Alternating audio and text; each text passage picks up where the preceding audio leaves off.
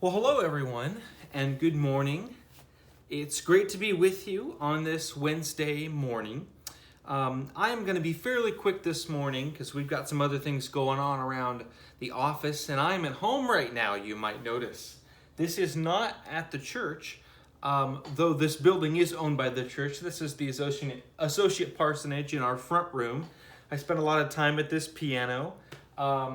And you might notice we're a little bit sparse on artwork, but we've got this great sign here that says Lead with Love. And that comes from actually the Red Door Press, which is in downtown Des Moines, a great shop there that makes prints.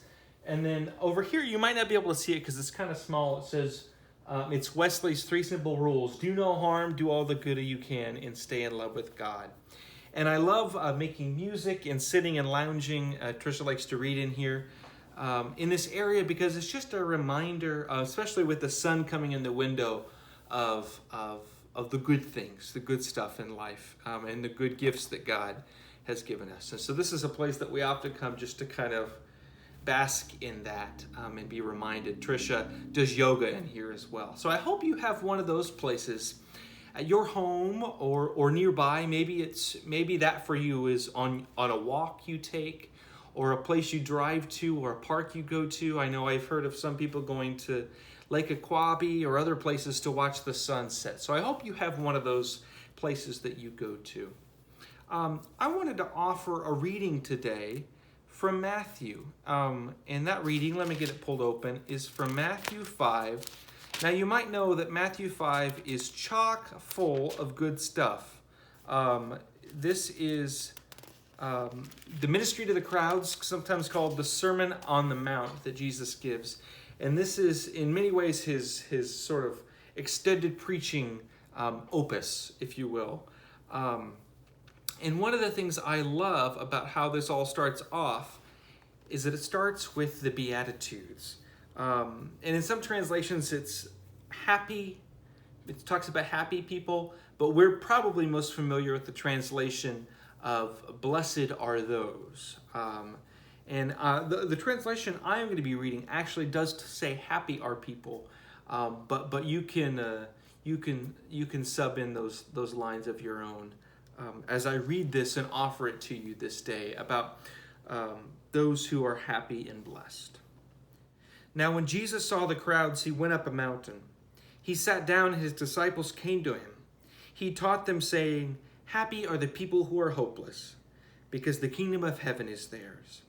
Happy are people who grieve, because they will be made glad. Happy are people who are humble, because they will inherit the earth.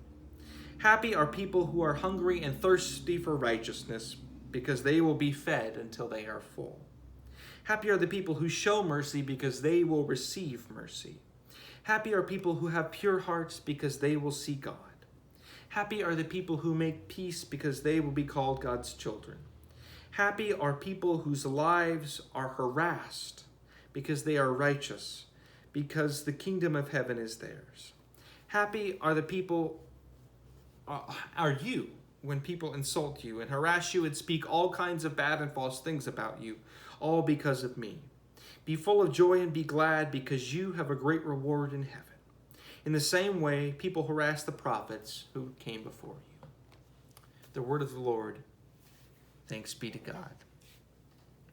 Now, one of the things I love about this scripture, and really about all of Jesus' Sermon on the Mount, is that he uses a lot of rhetorical strategies to communicate his points.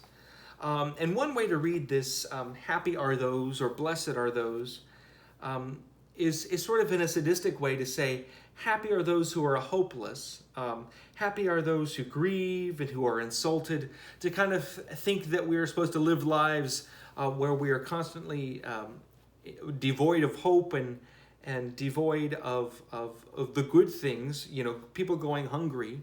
I think that's maybe the wrong way to read it, because if we think about what Jesus is trying to say, it's not necessarily that if we do these things, we will be happy, but it's about the kinds of people we are called to be, and also the kinds of people who in some way are near and dear to God's heart. When it talks about being insulted and harassed because of Jesus. It's not that we invite people to insult or harass us, but it's that if we put ourselves at stake for others, for the cause of Christ, for the liberation of other people, and we put ourselves in harm's way, if you will, on behalf of others, that we might be called blessed. And that those who are showing mercy will receive mercy. Those kinds of people who are peacemakers, that they will receive that in return. And also those who are hungry, those who are suffering, that they are in God's eyes blessed. Not because it is such a good thing that they are going hungry, but that they are close to God's heart. And so I hope in this time, as we think about what it means to be blessed, that we think about what it means to be a follower of Christ at the same time. Because indeed, happy are those who are doing those things that Christ did. Blessed are those who walk in the footsteps of Jesus Christ. And I want to leave you this day with something that Making Waves, which I believe is an online Christian blog, has written, called the COVID-19 Beatitudes, that again draw us into that space of recognizing what kind of people we are called to be as Christ followers. And it's written specific for this time and place during COVID-19. So I offer that to you as we close this day. Blessed are the parents holding things together, for they are raising the future generation. Blessed are the virtual worshipers, for they are saving lives. Blessed are the essential workers, for they are examples of sacrifice. Blessed are the non-essential workers, for they will receive grace. Blessed are the educators, for they will move mountains. Blessed are the mask wearers, for they show love to one another. Blessed are those who mourn, for they will be comforted. Blessed are those who are kind, for they will be shown kindness. Blessed are the scientists, for they will save God's children. Blessed are the peacemakers, for they will be called the children of God. Blessed are those who are persecuted because of righteousness, for theirs is the kingdom of heaven. I'm sure in that you heard some of the old and some of the creative new. But in all of it, I hope we hear a reminder of what it means to be blessed, but also of what it means to be a blessing to others. And this vision of who we are called to be. In all things, I think we should be asking, who is God calling us to be? I think that's all I have today. But drop a comment below and let me know what you've been thinking about, your thoughts about the Beatitudes, whether the ones in Scripture or the ones that the creative poem that I shared with you. Let us know how you're doing. We are getting almost to June here, and so I want to make sure that as we head towards summer that you are doing well in body, mind, and spirit, and whatever we can do to support you, to be with you, and to bless you. Let us know, for indeed you are blessed and you are loved. Go out and be a blessing this day.